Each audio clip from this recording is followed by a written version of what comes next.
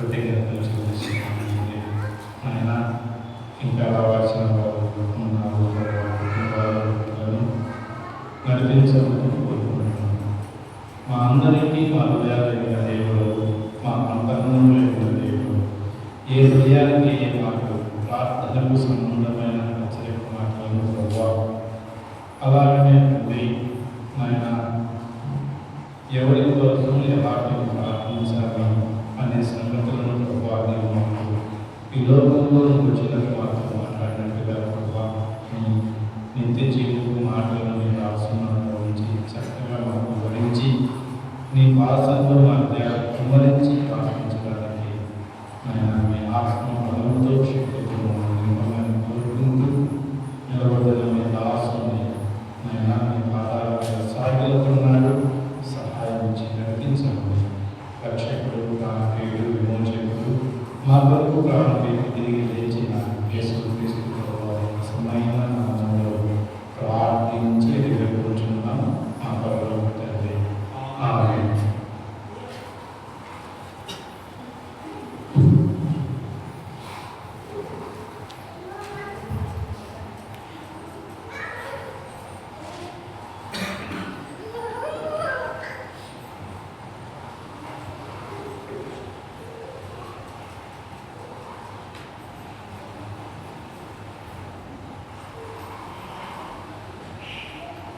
దేవుడిచ్చిన కృపను బట్టి ముందుగా ప్రభుత్వాలను తీసుకున్నాము.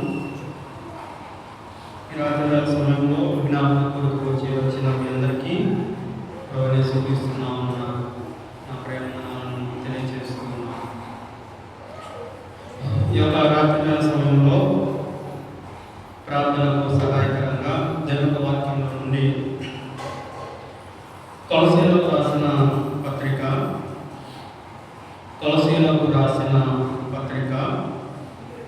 మొదటి అధ్యాయం.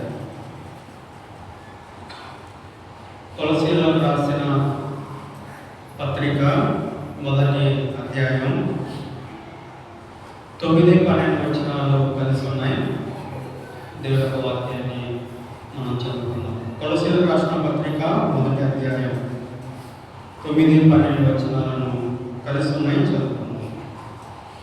అందుచేత ఈ సంగతి వినిన నాటి నుండి మేము మీ నిమిత్తం ప్రార్థన చేయడం వల్ల మీరు సంపూర్ణ జ్ఞానమును ఆత్మ సంబంధమైన వివేకమును గలవారును ఆయన చిత్తమున పూర్ణంగా గ్రహించిన వారునై ప్రతి సత్కార్యములో సఫలము గురించు దేవుని విషయమైన జ్ఞానముందు అభివృద్ధి పొందొచ్చు అన్ని విషయాలలో ప్రభుని సంతోషపెట్టినట్టు ఆయనకు తగినట్టుగా నడుచుకున్నామని ఆనందంతో ఉన్న పూర్ణమైన వర్గమును దీర్ఘశాంతము కనపరిచినట్టు ఆయన మహిమా శక్తిని బట్టి సంపూర్ణ బలంతో బలపరచవలననియు తేజోవాసుడైన పరిశుద్ధుల స్వాస్థ్యంలో పాలువారన్నట్లు మనలను పాత్రులుగా చేసిన తండ్రికి మీరు కృతజ్ఞతాస్తుతులు చెల్లిపోవాలని దేవుని బ్రతిమాలుచున్నాం. చిన్న మాట మనం ప్రార్థన చేసుకొని కొన్ని మాటలు మనం ఆలోచన చేద్దాం. ప్రేమల మా ప్రియ కలకు తండ్రి, గణమైన రక్షకుడా, నీ పాదాలకు తెలియని కృతజ్ఞత చెల్లిస్తున్నాం. ఈ యొక్క రాత్రి వేళ సమయంలో ఇంతవరకునైనా మాటల ద్వారా నీ నామాన్ని మేంపరిచే వాక్యాన్ని మీరు మాకు ఇచ్చినందుకై నీకు స్తోత్రాలు చెల్లిస్తున్నాం. మా పాటల ద్వారా మీరు మహిమపొందాలని స్తుతిస్తున్నాం. నైనా ఈ రాత్రి వేళ సమయంలో వాక్యాన్ని చదువుకుని ఉండగా మాతో మాట్లాడండి. ఎలా ప్రార్థన చేయాలో, ఏ విధంగా ప్రార్థన చేయాలో, ఎలా అడగాలో, ఎలా ప్రతిమలాలో లేఖనాల నుండి మీరు మాతో మాట్లాడి మీరే మహిమాఘనత ప్రభావాలు పొందమని సమస్తమును మీ చేతులకు అప్పగిస్తున్నాం. యేసుక్రీస్తు నామమున పేరట ప్రార్థించి పెట్టుకుంటున్నాము.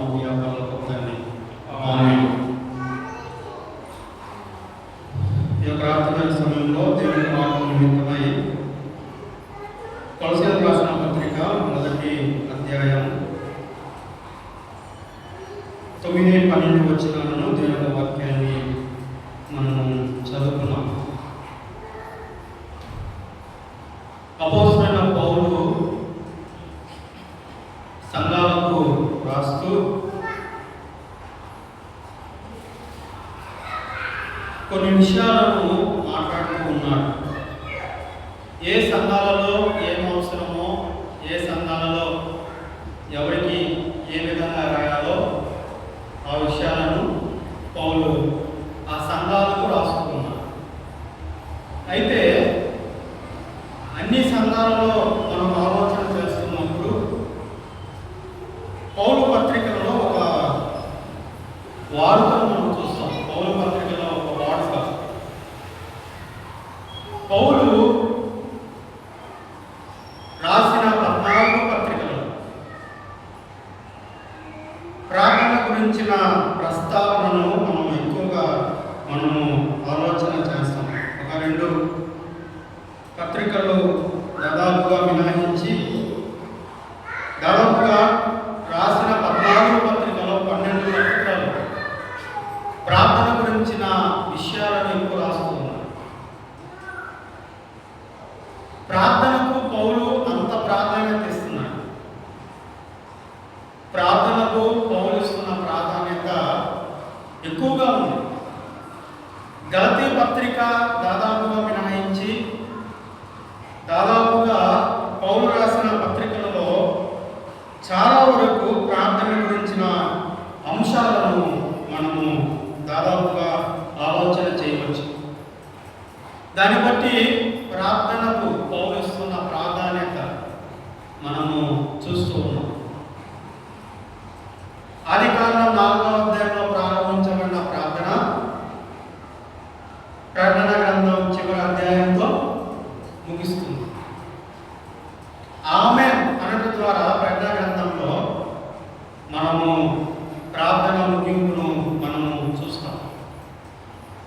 అలాగైతే ఈ రాత్రి వేళ సమయంలో కొన్ని విషయాలను మనము ఆలోచన చేద్దాం. ప్రార్థన గురించిన ప్రస్తావనను మనం ఆలోచన చేసుకున్నాం. అక్కడ చెప్తున్నాడు పౌలు రాసిన పత్రికలలో ఒక మాదిరిని మనం చూస్తున్నాం. మొదటిగా అంటాడు 3వ వచనం చూడండి, 3-4 వచనాలు ఏమున్నా చూడండి. 3-4 వచనం అదే పత్రిక 3వ అధ్యాయం 1వ అధ్యాయం 3-4లో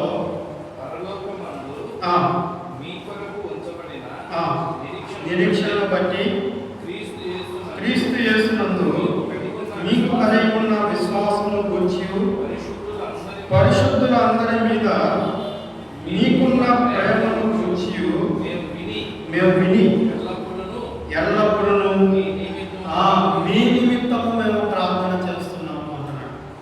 పౌలు పత్రికలో ఒక వాడుక ఏమిటి అంటే మీ నిమిత్తము నేను ప్రార్థన చేస్తున్నాను.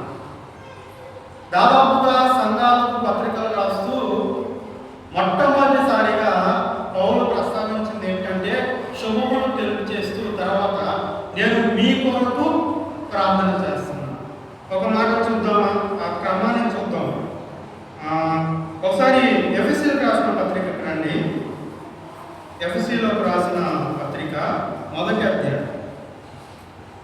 ఎఫెసీలకు రాసిన పత్రిక 1వ అధ్యాయం 16వ వచనం చూడండి. 16వ వచనం మీ విషయమై మానక దేవునికి కృతజ్ఞతాస్తుతులు చెల్లించుచు. మొట్టమొదటిగా పౌలు చేస్తున్న ప్రార్థనలో ఒక మాదిరి ఏంటంటే పౌలు ఎవరి కోసం ప్రార్థన చేస్తున్నాడు?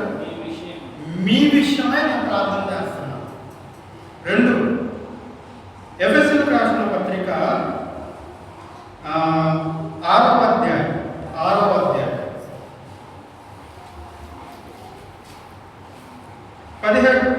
వచనం చూడండి. 18వ వచనం ఆత్మ వలన ప్రతి సమయమందును ప్రతి విధమైన ప్రార్థనను విజ్ఞాపనము చేయించు.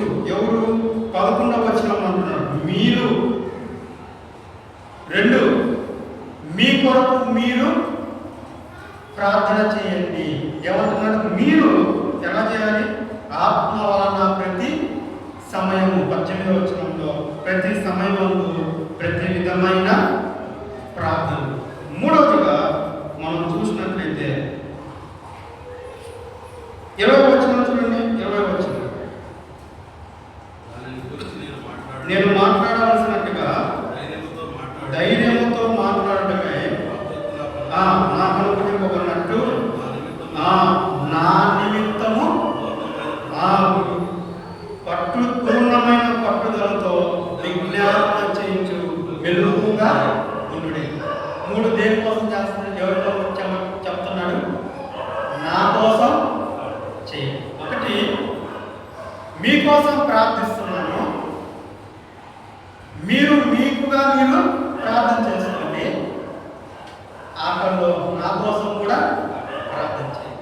ఒక మాదిరి చూపిస్తున్నాను. మీకోసం నేను ప్రార్థన చేస్తున్నాను.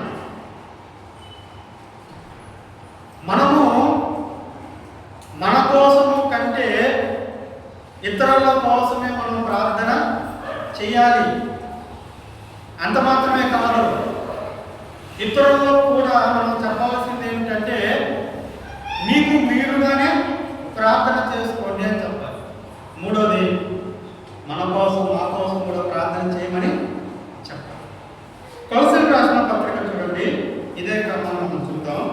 కొలసీలకు రాసిన పత్రిక ఇప్పుడు మనం చదువుకున్నాం కదా. 1వ అధ్యాయం 3వ వచనంలో మీ నిమిత్తము అంటున్నాడు. మీ నిమిత్తము. 2వ అధ్యాయం 1వ వచనంలో చూడండి. 2వ అధ్యాయం 1వ వచనంలో మీ కొరకు మీ కొరకు మీ కొరకు చాలా మీ కొరకు. 4వ అధ్యాయం 2వ వచనం చూడండి. 4వ అధ్యాయం 2వ వచనం,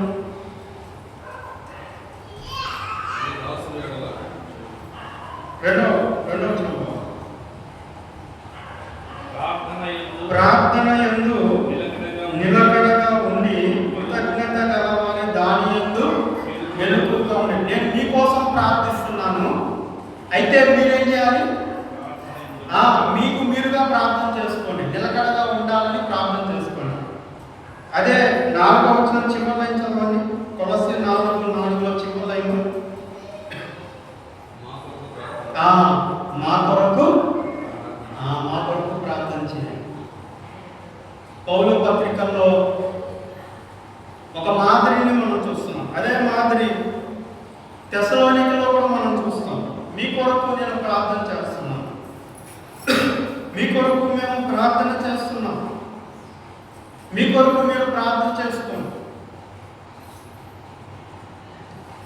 కొలసీలకు రాసిన పత్రిక చూడండి. కొలసీలకు రాసిన పత్రిక, మొదటి పత్రిక 1వ అధ్యాయం 2-3 వచనాలు కలుస్తున్నాయి. అందులో 4వ లైన్ చూడండి, లేకపోతే 3వ లైన్ నుంచి, మేము మన తండ్రైన దేవుని ఎదుట మానక జ్ఞాపకం చేసుకొనొచ్చు మా ప్రార్థన యందు మీ విషయమై విజ్ఞాపన చేయించు మీ అందరి నిమిత్తము ఎల్లప్పుడూ దేవునికి కృతజ్ఞతాస్తుతులు చెల్లించుచున్నాను.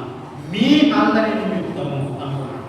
2వ చూడండి, 5వ అధ్యాయం తెస్సలోనికీయులకు రాసిన పత్రిక 5వ అధ్యాయం 16వ వచనం చూడండి. 16వ వచనం, 3 దానిపైన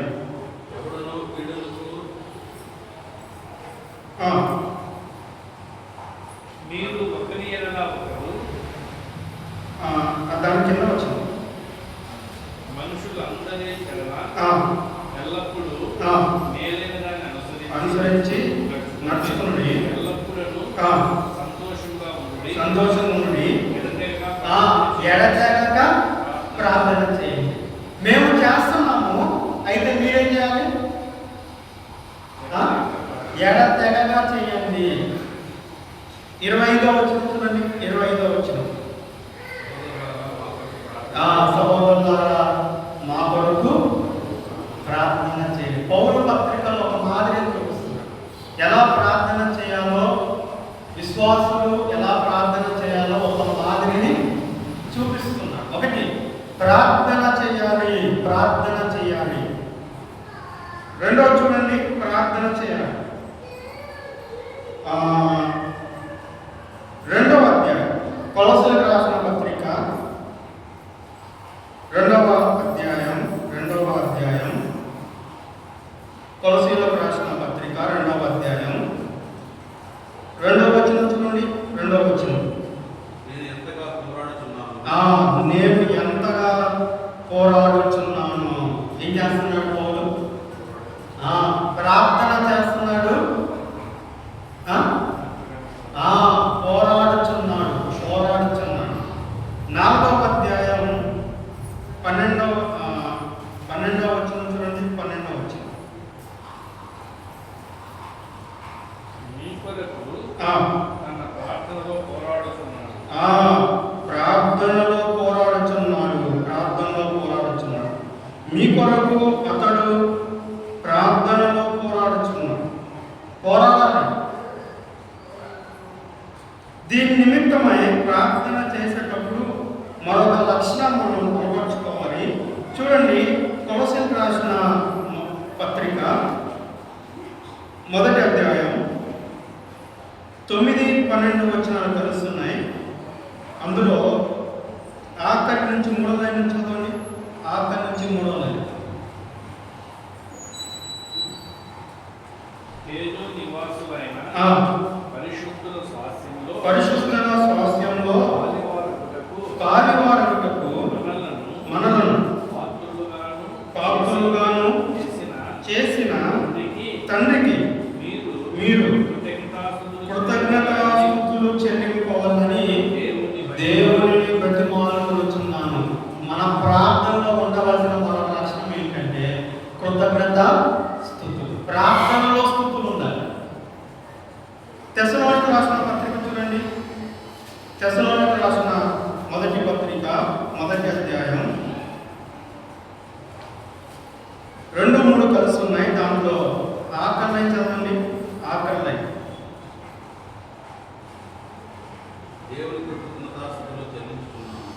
ఎల్లప్పుడూ దేవునికి కృతజ్ఞతాస్తుతులు చెల్లించుచున్నా.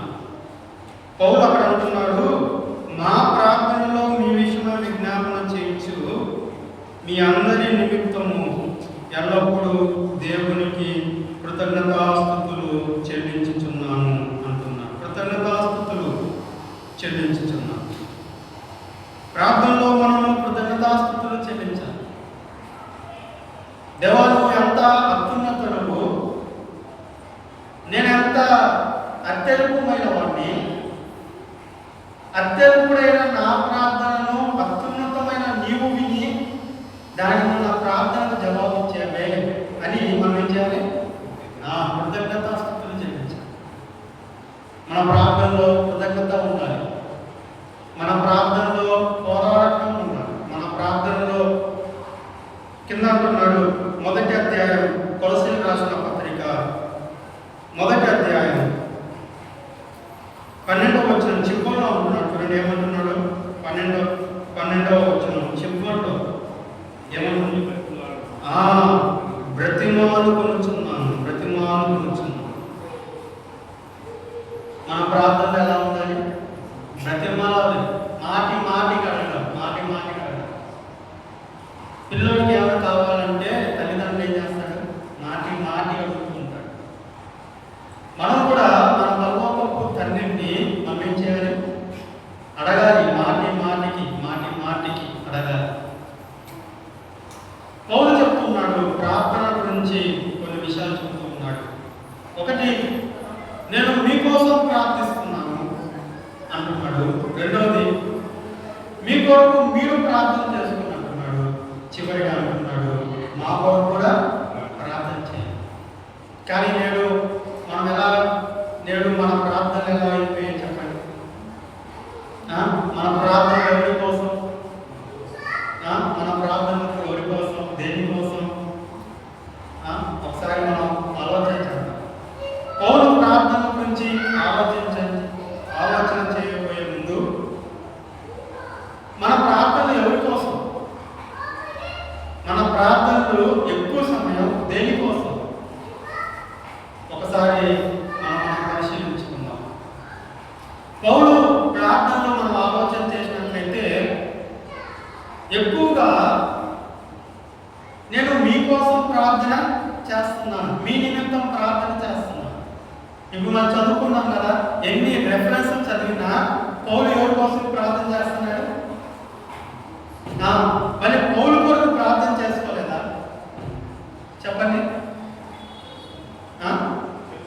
మరి పౌలు ప్రార్థన చేసుకున్న విషయాలు ఎవరైనా చెప్తారా? పౌలు తన కొరకు చేసుకున్న ప్రార్థన చెప్తారా? పౌలు ఇతరుల కొరకు ప్రార్థన చేశారంటే పత్రిక తీసి మనం చెప్తాం. మరి పౌలు తన కోసం తాను చేసుకున్న ప్రార్థన ఎవరైనా చెప్తారా? చెప్పండి. చెప్తారా?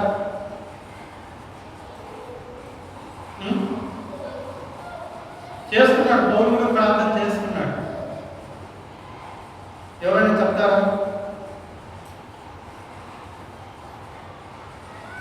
కొలసీలకు రాశాడు కాబట్టి కొలసీలో ఉన్న సంఘం కొరకు ప్రార్థన చేస్తున్నాడు. ఎఫెసీలో విషయాలను బట్టి ఎఫెసీలో ఉన్న సంఘానికి ప్రార్థన చేస్తున్నాడు. మరి పౌలు కొరకు తన్ను తాను చేసుకున్న ప్రార్థన అనుభవాలు కరెక్టే.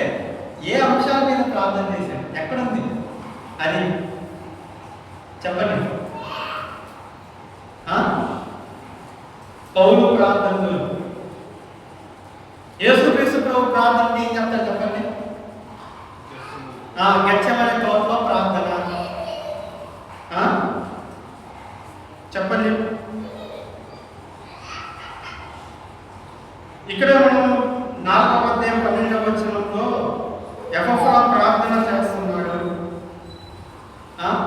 యేసుక్రీస్తు ప్రభు ప్రార్థన చేస్తున్నాడు. మరి పౌలు ప్రార్థన బైబిల్ ఎక్కడ ఉన్నాయా? పౌలు తన కోసం తాను ప్రార్థించిన విధిగా. మరి ఇంతసేపు చూస్తున్నా, చాలా ఈజీ అది. చెప్పండి, చెప్తే ముందుకెళ్దాం.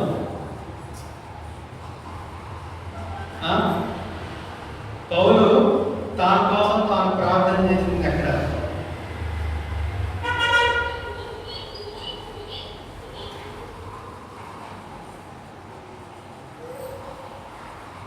పౌలు ఏం ప్రార్థన చేసినా ఆ సంఘం కొరకు, పలానా వ్యక్తుల కొరకు యూట్యూబ్లో చూడకూడదు.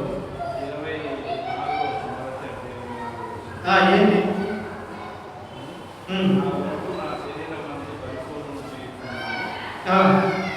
దేవుని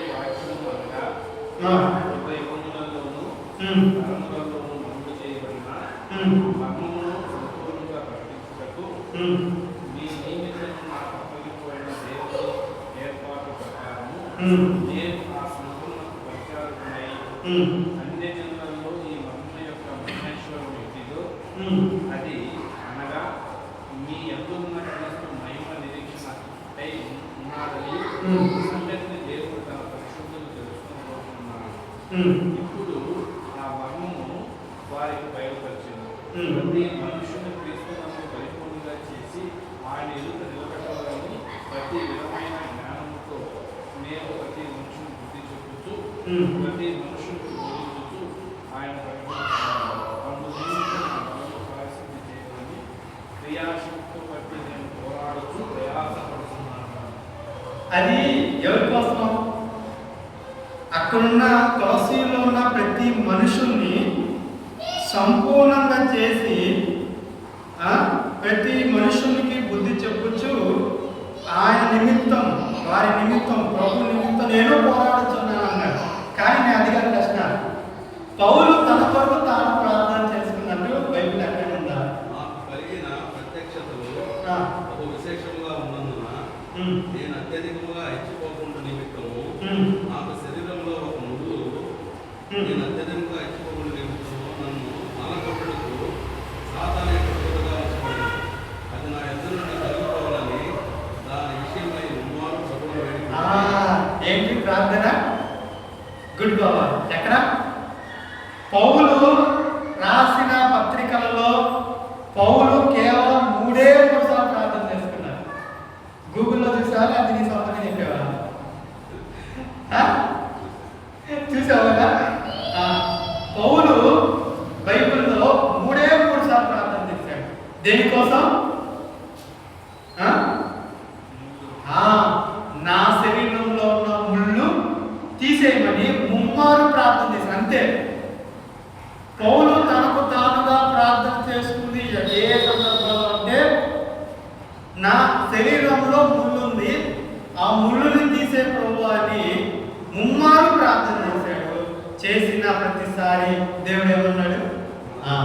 నా కృప నీకు చాలు, నా కృప నీకు చాలు. అలాగైతే చెప్పండి, ఎక్కువ శాతం ఎవరి కోసం ప్రార్థన చేశాడు పౌలు? సంఘాల కోసం, మన కోసం. మరి మనము ఎలా ఉన్నాం? మరి మనం ఎలా ఉన్నాం? మన ప్రార్థన ఎలా ఉన్నాయి? మన ప్రార్థన ఎలా ఉన్నాయి? ఎవరి కోసం మనం ప్రార్థన చేస్తున్నాం? దేనికోసం మనం ప్రార్థన చేస్తున్నాం? ఎందుకోసం మనం ప్రార్థన చేస్తున్నాం? ఒకసారి మనం పరిశీలించున్నాం. పౌలే చెప్తున్నాం. పౌలు కేవలం 3 సార్లు ప్రార్థన చేశాడు. మిగతాదంతా సంఘాల కోసమే. ఒకసారి యేసుక్రీస్తు ప్రభువారి యొక్క మాదిరికరమైన ప్రార్థన చూడండి. మాదిరికరమైన ప్రార్థన మత్తయి సువార్త 6వ అధ్యాయం చూడండి. మనం ఎలా ప్రార్థన చేయాలో ఆయన కొన్ని మాటలు చెప్పాడు. మత్తయి సువార్త 6వ అధ్యాయం 9 నుంచి చదవండి. 9 నుంచి. కాబట్టి మీరు ఎలాగో ప్రార్థన చేయండి. పరలోకమందున్న మా తండ్రి, నీ నామం పరిశుద్ధపరచబడును గాక, నీ రాజ్యం వచ్చును గాక, నీ చిత్తము పరలోకమందు నెరవేర్చినట్టు భూమి యందు నెరవేరును గాక. మా అనుదిన ఆహారము నేడు మాకు దయచేయము. మా రుణస్తులను మేము క్షమించున్న ప్రకారము మా రుణము క్షమించుము. మమ్మల్ని శోధనలో చేత దుష్టుల నుండి మమ్మల్ని తప్పించుము. మనుషుల అపరాధములను మీరు క్షమించినట్లుగా మీ పరలోకపు తండ్రి మీ అపరాధములను క్షమించును. మీరు మనుషుల అపరాధములను క్షమింపకపోయినట్లుగా మీ తండ్రి మీ అపరాధములను క్షమింపడు. యేసుక్రీస్తు ప్రభువారు కూడా ఒక మాదిరికరమైన ప్రార్థన చేస్తున్నారు. చాలా మంది ఈ ప్రార్థన చేసుకొని ఆమెను ఏం చేస్తున్నారు చెప్పండి? వెళ్ళిపోతున్నారు. కానీ యేసుక్రీస్తు ప్రభువు ఏమంటున్నారు? ఎలాగో ప్రార్థన చేయండి, ఈ అంశాలతో కూడిన విధంగా ప్రార్థన చేయండి. చాలాసార్లు దేవుడి వాక్యం పట్ల చాలాసార్లు మనం సరైన వైఖరితో ఉండడం లేదు, సరైన వైఖరి కనిపించడం లేదు. మీరు ఇలాగ ప్రార్థన చేయండి అంటే దేవుడు ఇదే ప్రార్థన చెప్పారని చాలాసార్లు మనం ఏం చేస్తాం చెప్పండి? ఇప్పటికీ పరలోకపు ప్రార్థన అంటే ఇదే అనుకుంటున్నారు కదా చాలాసార్లు. చూడండి, ఇక్కడ ఒక సత్యాన్ని మనం ఆలోచన చేస్తున్నాం. మీరు ఇలాగ ప్రార్థన చేయండి, మీరు ఇలాగ ప్రార్థన చేయండి అంటూ ఎలా ప్రారంభిస్తున్నారు చూడండి. పరలోకమందున్న మా తండ్రి. యేసుక్రీస్తు ప్రభు ప్రార్థన ఎలా ప్రారంభిస్తున్నాడు చూడండి. పరలోకమందున్న మా తండ్రి. నేడు మన ప్రార్థన ఎలా ఉంది? దేంతో ప్రారంభిస్తున్నాం చెప్పండి? దేంతో ప్రారంభిస్తున్నాం? యేసుక్రీస్తు ప్రభువారు అంటున్నాడు, పరలోకమందున్న మా తండ్రి, పరలోకమందున్న మా తండ్రి, నీ నామం మహిమపరచబడును గాక, నీ రాజ్యం వచ్చు గాక. చూడండి, ఆయన నీ నామమే పరిశుద్ధపరచబడాలి, నీ రాజ్యము రావాలి, నీ చిత్తము నెరవేరాలి.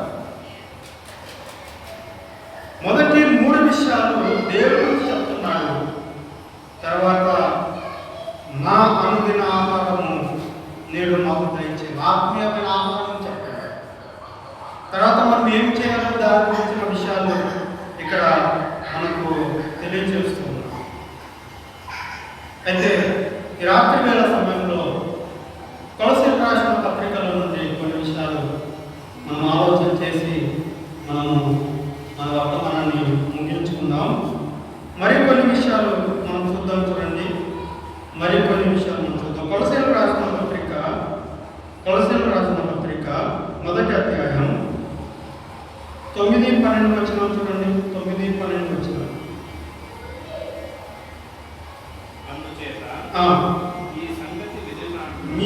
ఈ సంగతి వినిన నాటి నుండి మేము మీ నిమిత్తము, అంటే ఎవరు ఆ నిమిత్తము? మొదటిగా మనం ఇతరుల కొరకు ప్రార్థన చేయాలి. అందులో మొదటిగా ఏంటి చెప్పండి?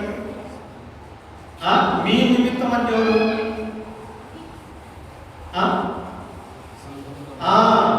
సంఘం కొరకు ప్రార్థన చేయాలి. నంబర్ 1. ఒకటి, మన ప్రార్థనలో మొదటి అంశం దేని గురించి ఉండాలి? సంఘం గురించి ఉండాలి. రెండవ అధ్యాయం చూడండి.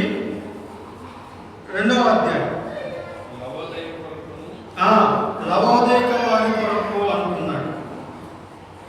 లవోదయక సంఘం అంటే ఏంటి? అనుబంధ సంఘాలు. లవోదయక సంఘం ఏంటి? అనుబంధ సంఘాల కొరకు మనం ప్రార్థన చేయాలి.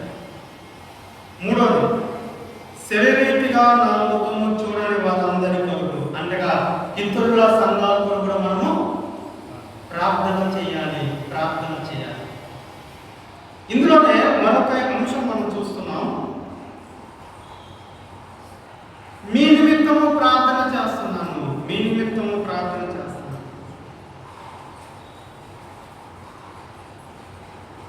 ఇక్కడ 2వ అధ్యాయం 1వ వచనం ఒక మాట చూడండి. 2వ అధ్యాయం 1వ వచనం, శరీరీతిగా నా ముఖము చూడని వారి కొరకు. అంటే పౌలు నంబర్ 1 సంఘాల కొరకు ప్రార్థన, స్థానిక సంఘం కొరకు ప్రార్థన చేస్తున్నాడు. నంబర్ 2 అనుబంధ సంఘాల కొరకు ప్రార్థన చేస్తున్నాడు. నంబర్ 3 సార్వత్రిక సంఘాల కొరకు ప్రార్థన చేస్తున్నాడు. అది మొదటిది. రెండోది, అందులో 2వ అధ్యాయం 2వ వచనంలో అంటున్నాడు, నా ముఖము చూడని వారి కొరకు అంటున్నాడంటే చూచిన పౌలు ఎవరైతే ప్రత్యక్షంగా చూశారో వారి కొరకు ప్రార్థన చేస్తున్నాడు. చెప్పండి, ముఖము చూడని వారి కొరకు కూడా ప్రార్థన చేస్తున్నాడు. మీ నిమిత్తము మేము ప్రార్థన చేస్తున్నాము. మూడవదిగా అక్కడ 9వ వచనం చూడండి. కొలసీయులకు రాసిన పత్రిక మొదటి అధ్యాయం 9వ వచనం చూడండి. మొదటి అధ్యాయం 9వ వచనం. అందుచేత ఈ సంగతి విన్న నాటి నుండి మేమును మీ నిమిత్తము ప్రార్థన చేయటం మానక, విన్నప్పటి నుంచి ప్రార్థన చేస్తున్నాడు. చూడండి, మన ప్రార్థనలో ఎన్ని అంశాలు ఉన్నాయో చూడండి. కానీ మనం దేనికోసం ప్రార్థన చేస్తాం? ఎప్పుడు చూసినా మన కొరకే. కానీ ప్రార్థనలో ఎన్ని అంశాలు చెప్తున్నాడో చూడండి. ఒకటి, సంఘాల కొరకు ప్రార్థన చేయొచ్చు, అనుబంధ సంఘాల కొరకు ప్రార్థన చేయొచ్చు, సార్వత్రిక సంఘాల కొరకు ప్రార్థన చేయొచ్చు, చూసిన వారి కొరకు ప్రార్థన చేయొచ్చు, చూడని వారి కొరకు కూడా ప్రార్థన చేయొచ్చు. వినిన సంగతుల గురించి కూడా మనము ప్రార్థన చేయవచ్చు. అయితే ఈ రాత్రి వేళ సమయంలో ఒక రెండు అనుభవాలు అంటే 3 అనుభవాలు క్లుప్తంగా చాలా ఆలోచన చేసి మనము వర్తమానాన్ని ముగించుకుందాం. చూడండి, చివరి అంటున్నాడు, మీ నిమిత్తము దేవుణ్ణి ఏం చేస్తున్నాడు?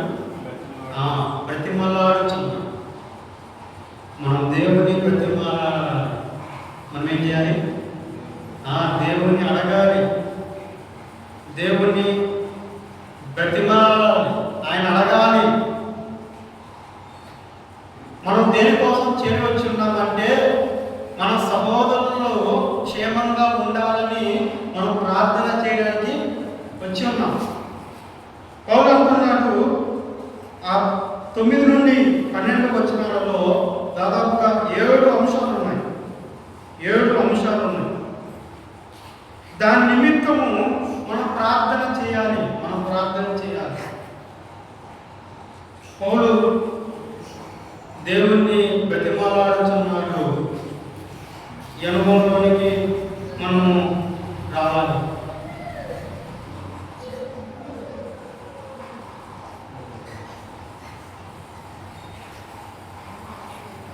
వచనంలో 9 నుంచి మనం ఆలోచన చేసినట్లయితే మనకు బాగా తెలుసు. దానియేలు గ్రంథం చూడండి. దానియేలు గ్రంథం 6వ అధ్యాయం. దానియేలు గ్రంథం 6వ అధ్యాయం 10-11 వచనాలు చూడండి. దానియేలు గ్రంథం 6వ అధ్యాయం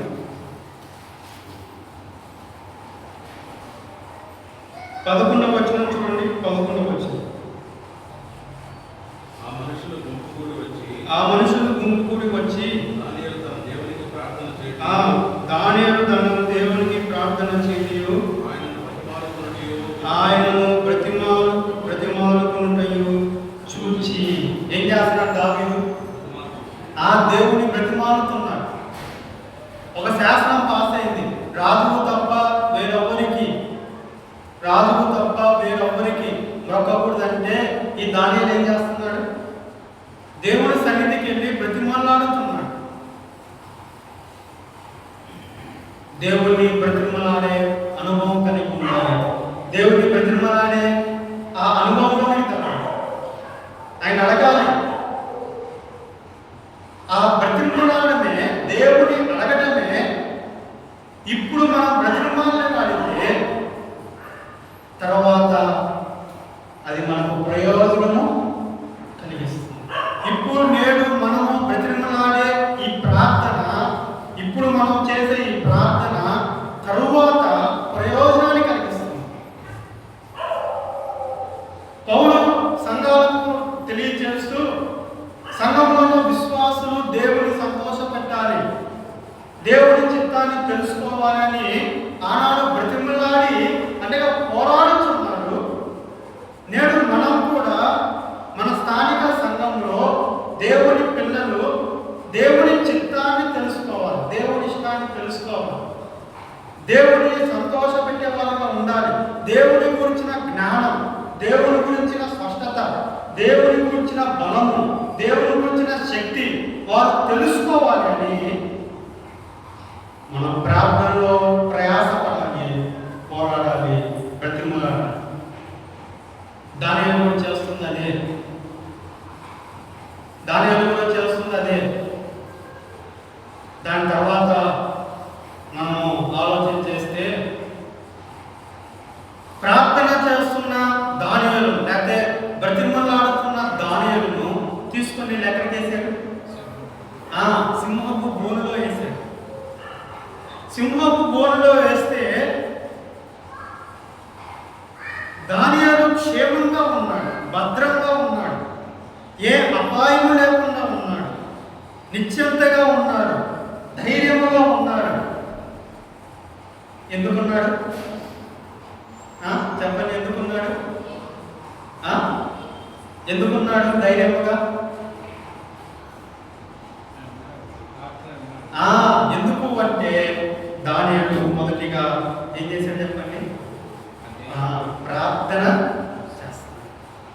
ప్రార్థన మనం చేసినట్లయితే, ప్రార్థన దేవుళ్ళో మనం ఇప్పుడు బ్రతిమాలినట్లయితే, వయస్సు ఉండగానే, ఆరోగ్యం ఉండగానే, సమయం ఉండగానే ప్రభు సన్నిధిలో మనము చేసే ప్రార్థనలు, మనము చేసే యాచనలు, మనము చేసే పోరాటాలు అది కష్టకాలంలో, అపాయకరమైన సమయాలలో మనకు అవి కాపుదలనిస్తాయి, శక్తినిస్తాయి, భద్రతనిస్తాయి, క్షేమాన్నిస్తాయి. అవి మన జీవితాలకు ప్రయోజనాన్ని కలిగిస్తాయి. ఇందులో దేవుడు పాఠాన్ని మనకు నేర్పిస్తాడు. ప్రతి అందులో మరొక పాఠం ఉంది.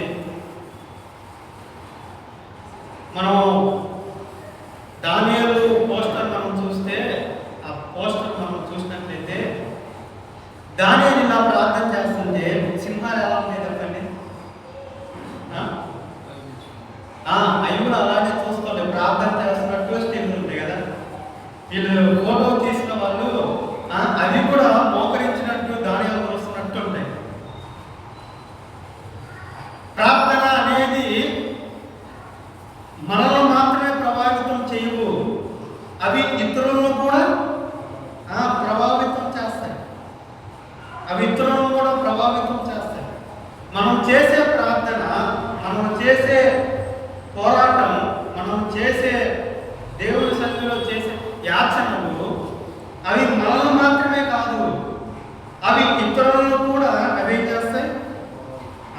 ప్రభావితం చేస్తాయి. ఎవరిని ప్రభావితం చేసింది దానియేలు ప్రార్థన?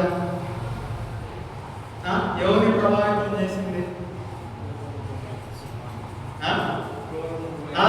క్రూరమైన సింహాన్ని, క్రూరమైన రాజు ఏమంటున్నాడు? ఎంత ప్రభావితం చేయబడ్డాడు మనం ఆలోచన చేయొచ్చు. చూడండి, దానియేలు గ్రంథం 6వ అధ్యాయం 20వ వచనం చూడండి. 20వ వచనం.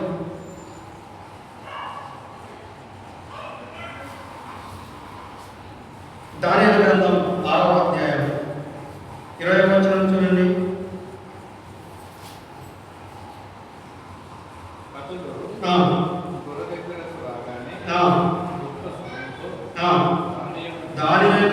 దానియేలును పిలిచి, జీవమున్న దేవుని సేవకుడైన దానియేలు, నిత్యము నీవు సేవిస్తున్న నీ దేవుడు నిన్ను రక్షింపగలిగిన అని అతన్ని అడిగాడు. అందుకు దానియేలు, రాజు చిరకాలము జీవించునుగాక అని 26వ వచనంలో ఏమంటున్నాడు చూడండి. 26వ వచనం, దానియేలు గ్రంథం 6వ అధ్యాయం. నియమించినదేమనగా నా రాజ్యంలోని సకల ప్రభుత్వముల యందు నివాసులు దానియేలు యొక్క దేవునికి భయపరచు ఆయన సముఖమున వణుకుచుండవలెను. ఆయనే జీవమున్న దేవుడు, ఆయనే యుగయుగము ఉండువాడు, ఆయన రాజ్యము నాశనము కానేరదు, ఆయన ఆధిపత్యము తుదమట్టుకుండును. ఆయన విడిపించువాడును, రక్షించువాడును, పరమందును భూమి మీదను సూచక క్రియలను ఆశ్చర్య కార్యములను చేయువాడు ఆయనే. ఏ రాజైతే ముందు ఒక చట్టం రాశాడు, ఈ ప్రతిమకు తప్ప ఎవరైనా మొక్కితే ఏం చేస్తాను వాడిని సింహపు బోరలా వేస్తానని ఏ రాజైతే చెప్పాడో అదే రాజు ఇప్పుడు 27వ వచనంలో అంటున్నాడు, ఆయనకే మొక్కాలి, ఆయన సన్నిధినే వణుకుచుండాలి. మనము చేసే ప్రార్థన, మనము చేసే పోరాటం, మనము చేసే బ్రతిమలాడటం అది ప్రభుత్వాలను సహితం, రాజులను సైతం అది కదిలించడం. అలా అయితే ఒక ప్రశ్న, మన ప్రార్థనలు ప్రభుత్వాలను, అధికారులను కలిచేయాల్సిందాయా?